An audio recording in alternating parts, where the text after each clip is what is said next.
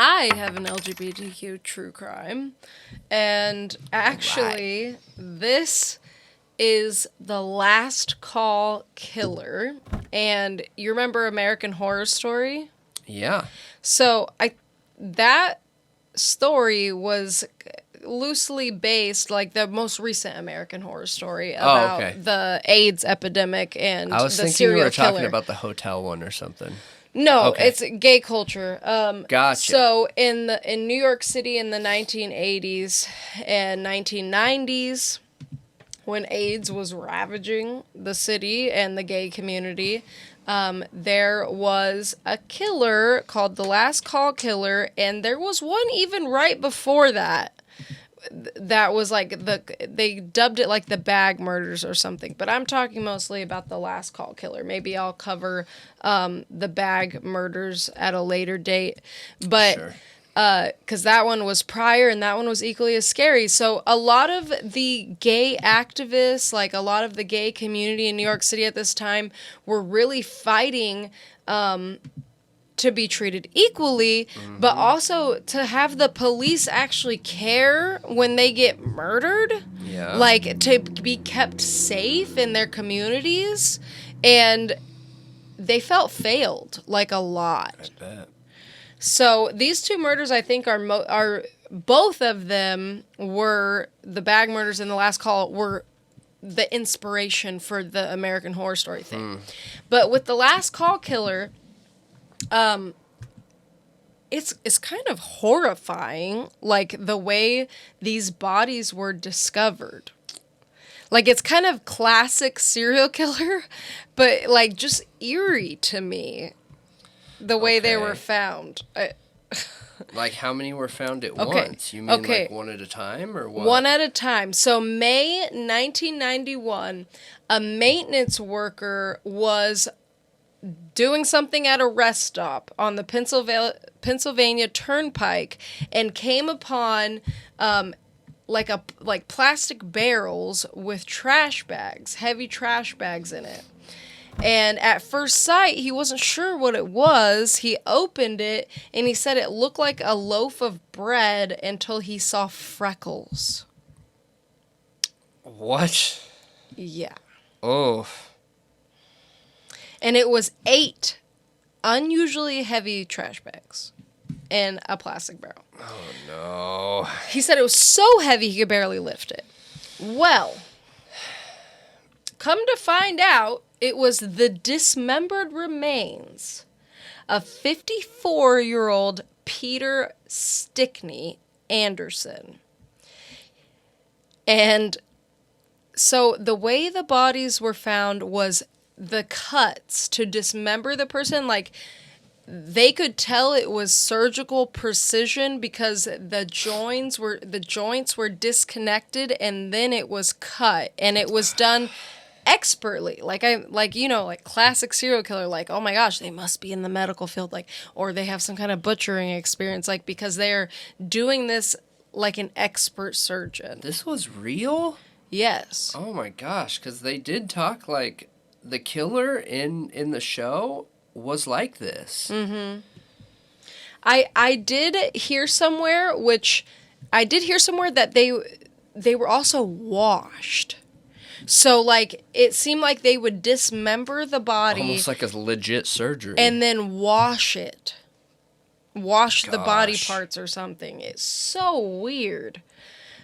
So, Peter Anderson was recently divorced, a semi-out gay man who was visiting New York from his home in Philadelphia, which this is a reason... And he was in New York for a political fundraiser. But this is a reason this serial killer was really hard to catch. Because they were all over the place. And the police couldn't, like, pin it all to New York City. That they all happened in New York. Because they would find the bodies in different states scattered all over that area. Really? So then it would be covered under a different jurisdiction. So it was really hard to piece it together. Of course. Yeah. Like, clearly this person is smart and knows what they're doing.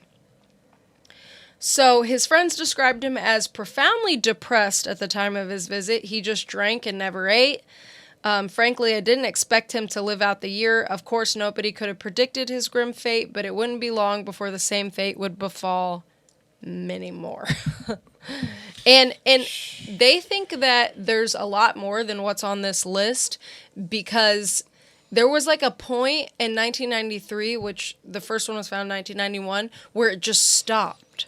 But many people theorize that he just got even smarter and was more under the radar because of evidence that was found in his home. But when these bodies were stashed, were they stashed in a way where, like, the killer didn't want them to get found, or did they want them to get found? Were they left in black bags? They think in he areas? didn't want them to be found, and they think that there could also be many more because of the way they were disposed of in trash bags, that maybe they got taken to the dump. Like, nobody ever looked in a lot of these and just threw them in the dump, and they were lost, and nobody ever knew. No, people look through trash, I feel like.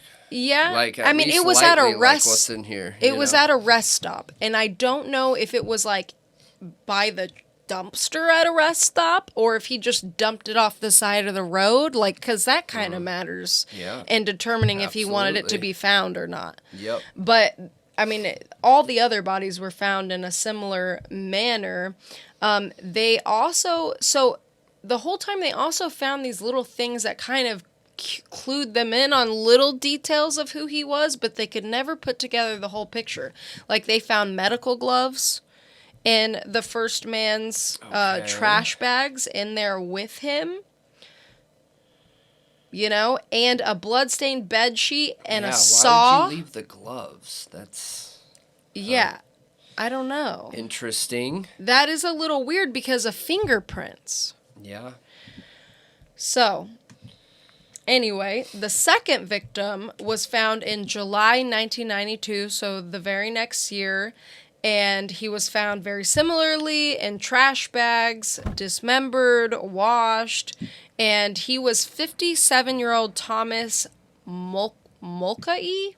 I don't even know how to say his last name, to be honest. And the other thing about this is a serial killer who flew under the radar because nobody gave a shit. Because it was gay people. Yeah. Like, I found one single podcast on it, only one Inside Edition, like, talking about it. And they weren't just talking about this one, they were talking about the other one that I was talking about, the bag killer. And other than that, so like, stupid, there's dude. such little information on it. And during this time, they did assign a task force, but because they didn't really put... It didn't seem like they put that much effort into it. A lot of the gay community was like, there's a serial killer. Like, we need help. And they felt like they weren't getting it. I say this to a lot of people that, like, present concerns about, like, parents and the trans stuff and everything. Like, a serial killer is a serial killer. So,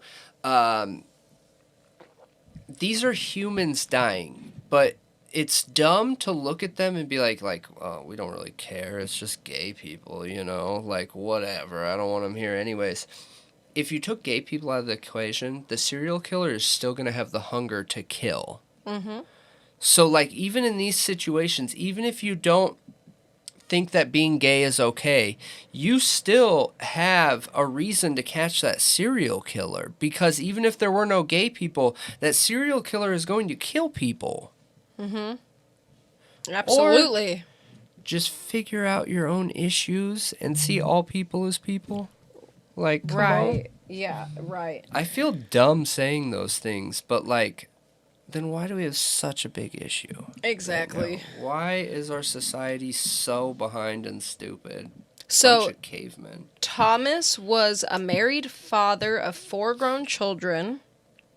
And he was also an out-of-towner from Massachusetts, and he was in New York for business, similar to the other man. And he was last seen at the Townhouse Bar and Restaurant, which was a spot, a nightlife place for gay people. Yeah, that's where gay people would go to hang out. And that's another thing is Get their gay on. Yes, he would like seek people out in like piano bars and stuff like that. Weird. Yeah, that were like hangouts for gay men. So this is the same establishment that the previous guy, Peter Anderson, was last seen at too. They both disappeared. The same spot or same type of spot? Same spot, same bar. Jeez, was the Townhouse Bar and Restaurant. Yeah. Notice something, dude. So this guy was deeply in the closet. He's married with kids. And most of the people he knew didn't know that he was bisexual.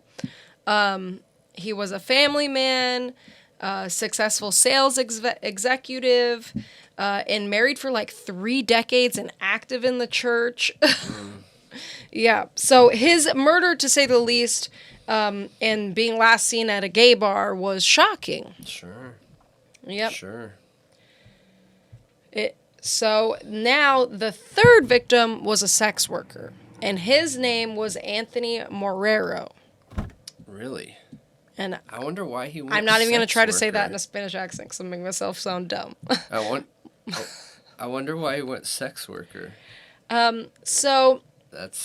hasn't been his MO, so... Yeah, so he was 40... It's been like pickups, you know? Yeah, well, he wasn't known to hang out around piano bars like the other 2 guys, but he was working as a sex worker, and they think that, like, he started going there. Okay, so the establishments this guy was going for were not like your typical young place where like young gays would go to like hang out and party and all that. It was more of reserved, like a piano bar, like older gay men who are like chill, you know, and probably closeted. Like cruising. Closeted. So they're talking about cruising, like where you go in a place that could be gay, could be straight, nobody asks questions, nobody cares, and they look for the eye contact. Right. So that, because a lot of these guys don't want to be found out, they're just, you know what I mean? Yeah, like the last guy was married. It wasn't okay in society. So he also had a crack habit. He had a lot of problems. Like Bam Margera. Yep. He just had a lot of problems. He was an addict. He's married, and he... This guy isn't married. Oh, okay. This is the sex worker Anthony Morero. That's right. He's the 44-year-old. Yeah. You said that. Yeah. So anyway, I mean, this was even less cared about, but I mean, it was discovered in 19 less cared about can you get? And he was found the same way. You know what I mean? It's all the same thing. And he was found in May 1993. Then there's a 4th victim, Michael Sakara. He was found in July 1993. In the 90s. Yep. And he was an openly gay man, like gay and proud. On me until now, like, oh wait, 90? What? Yeah. So this is an openly gay man. Proud to be gay, in a committed long-term relationship with a man, and he was a journalist or it says typesetter. I think he worked at like a journal place, I guess. I don't really know what a typesetter is. I mean, that's outdated, I guess. But he was a bear. Okay. Friendly. Not my type, but... And he would hang out at the 5 Oaks piano bar, which I did hear is said to be like one guy said it was like a fantastic, like, place to hang out. He's like, it's just really high end. Like, you wouldn't even know that it was a gay bar. It's like a really, really nice place. But this man actually talked to the bartender when this guy came up to him, and he introduced him as somebody who worked at a hospital, like a nurse working at a hospital. And the bartender knew? He introduced him, said his name. The bartender, when interviewed by the cops, couldn't remember it, but said did say he worked at this hospital. So that's where he was last seen at 4 a.m., and then the next day, he was found in separate trash bags in Harvest Straw, New York. Dude. Yep. Dismembered. Really, really sad. And it just... So do they ever catch this guy? So eventually they do, but the trail goes cold for a long time. So they ended up making a task force and trying to ban, because they knew, like, something's up here. We're having Sure. reports of this trash bag, dismembered body parts being found. Like, we know we have a serial killer on our hands. They make a task force. I hear this criticized. Like, there's a lot of people criticizing it, like they didn't care enough, they didn't try hard enough. And then there was a police officer who actually was a part of it and said, comparing this, like, how the police handled this case to, like, the 1970s and 80s NYPD is not fair. Like, they did make an effort, but a lot of people disagree with that. Sure. And she's a police officer who worked there, so, like, it's kind of hard. Of course she's going to stick up for them. Yeah. I don't know what to say. No, I agree. And she was a lesbian woman. Blue blood. She's a lesbian woman, but she was still sticking up for them. Like, it may not have been perfect, but they were trying a lot harder than they were with the bag murders in the 70s and 80s. Okay. So the case went cold. They couldn't, like I said, they couldn't put it all together. They couldn't put the picture together. They knew that it was somebody in Staten Island because of where it was either the gloves or the sheet or something, where it had a brand name on it that was specifically Canadian. And they knew it had to come from a certain store, and they located where those stores were, and it was in Staten Island. So they knew it was somebody in Staten Island that worked at a hospital there, and they were kind of triangulating where he could live, but still couldn't figure out who it was. So it's like, when you have this much evidence, like, that... How are you not figuring this out at all? Yeah. It's a bit weird, in my opinion, but... And they had fingerprints, but they were only partials. And it was in the 90s, and they said that it didn't work that... I don't know. You just fingerprint everybody that works at the hotel. Hospital. Or He's a nurse. Everybody who works at the hospital. Yep. And I'm not a police officer, but that's what I would do. If you have partials, you can still match partials. So the case goes cold. Get this. And nobody really is caring about it that much more until Margaret Mulkey, I don't know how to say their last name, but she's the one who's the widow of one of the victims, is like, I don't have closure. I don't know what happened to my husband. And she's on their ass about it. She hires a private investigator, and she's demanding that they figure it out, that they solve it. So she re-kickstarted it, and I think this was in, like, the early 2000s. Yeah, I think so. Jeez.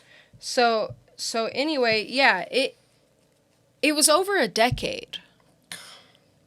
You know how many killers I hear this? It was over a decade. Story. Yep, and it was a cold case, and then she's like... And over again? She's on their butts, and then eventually technology is what ended up solving it. So they had some kind of new technology. She's on their asses, like, figure out what happened to my husband, hiring a private investigator. And there's some kind of new technology that's coming out of Toronto, Canada. And they have partial prints. They don't have any great prints from him. Sure. But get this guy did have a prior incident.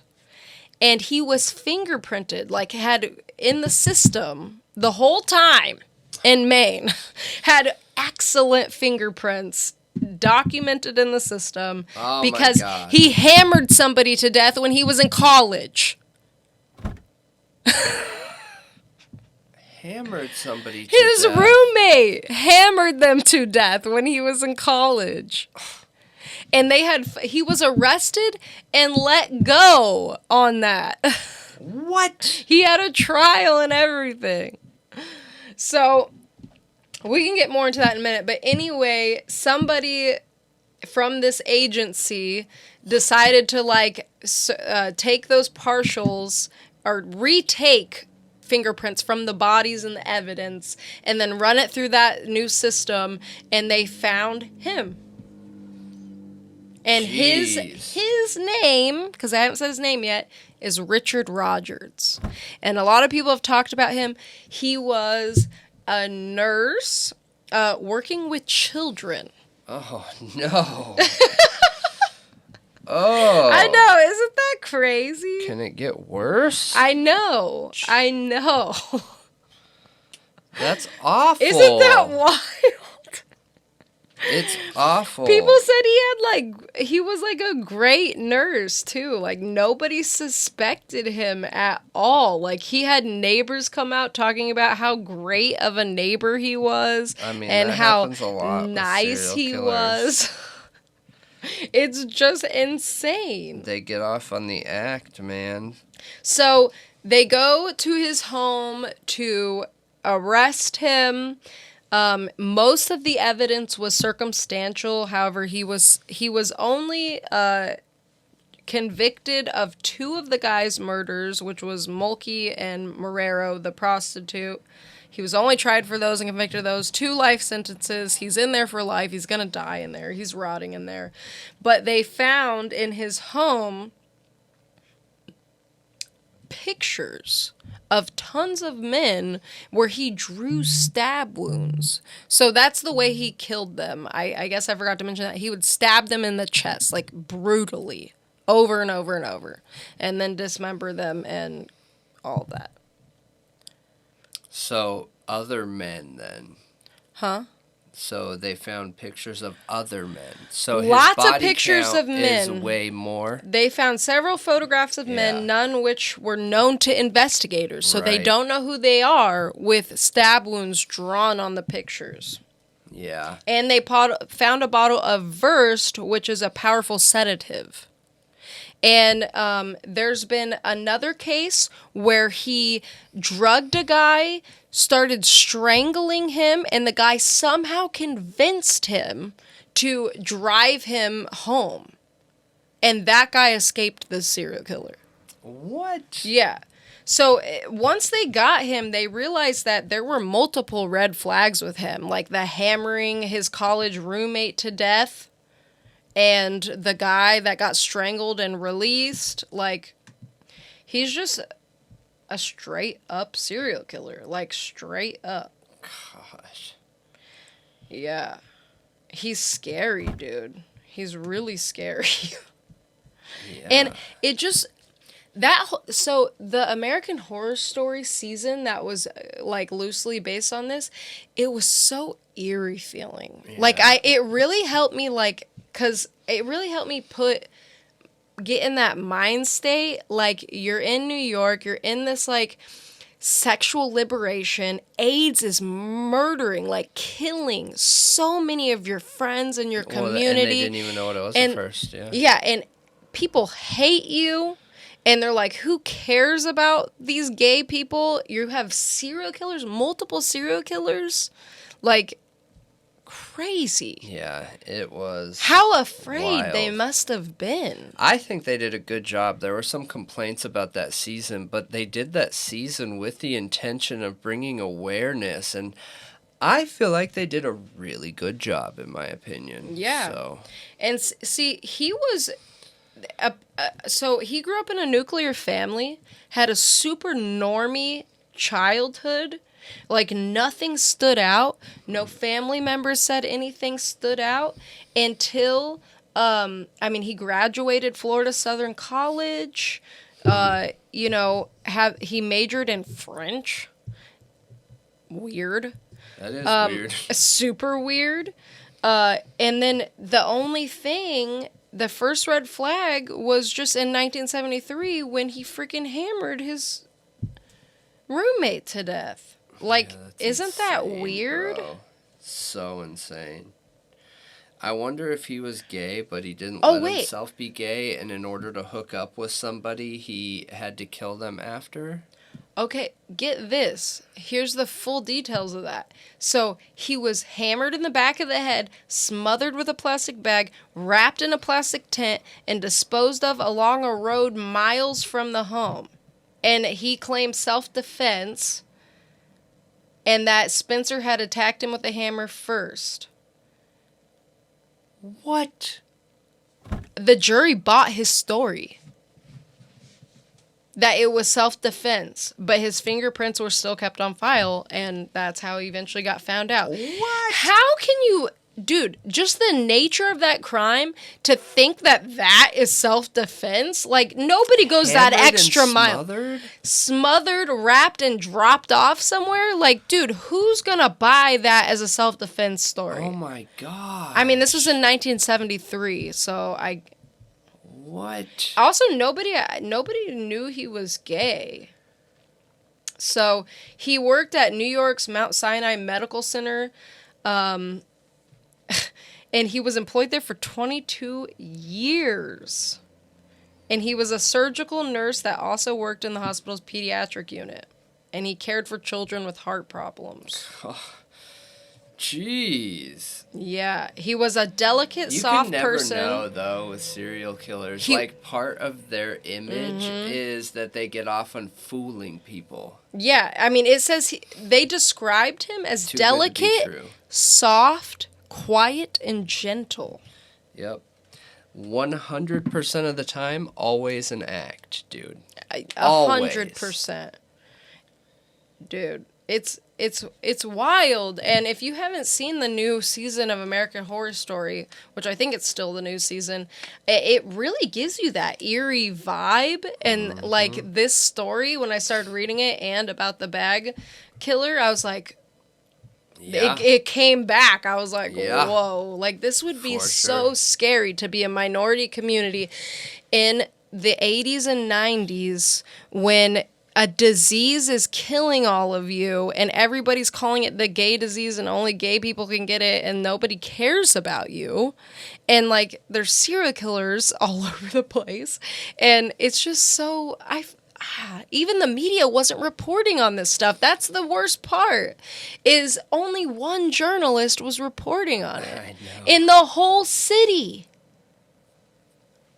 The only one. One. It's because he was a gay journalist. Yep. I know. So let me know what you think about it. I mean, gosh. It's so creepy. It is creepy. It gives me the creeps. It's wild. And it's just a scary way of looking at things, but at their bias. Yeah. Let people just ignore these heinous crimes, man. Yep. It's a gross way of living. Yeah, and it doesn't matter if they're drug addicts, prostitutes, if they're gays going to bars and partying. Nobody should care about that when someone's actually doing something illegal and deplorable and serial killing people. But like I said, that one police officer, she did defend them and say that it was a little bit different in the 90s and they did care more. And she said, just looking at the bodies and the evidence, that every police on that task force wanted to catch this guy, according to her. Yeah. So, I mean, there's a lot of people, like I said, that just don't agree with that.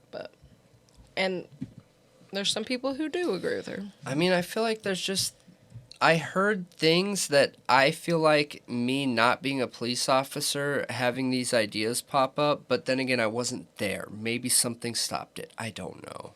Even if the police wanted him caught, the social climate in that time, with AIDS ravaging them, with all of the blatant homophobia in the media and them not reporting on it, that's going to play a huge role in somebody getting caught. Yeah. Yeah, I agree. Media absolutely affects the justice system. It just does. Yeah. Yeah, it does. And the publics care about it. When you have only gay people hollering about it, they're not going to care as much as if everyone's hollering about it and advocating for them. Because the gay people were a minority. It's not that many people, and they don't have much of a voice. Yeah. So if the media is not reporting on it and only the gay community knows about it, there's no outward outcry from the public to make it happen. Yep. And we see that time and time and again with true crime cases. I see it all the time when I read true crime cases. And just 30 years ago, we were looking at these people like they were a disgusting non-part of our community that were just grime, you know, that were meant to be scraped off the bottom of a shoe. And we are going backwards right now in some states. So, yeah. It just makes me nervous. So... I still feel like LGBTQ crime is still underreported to this day. Yeah, I think so. I believe that. I think so, but... All right, so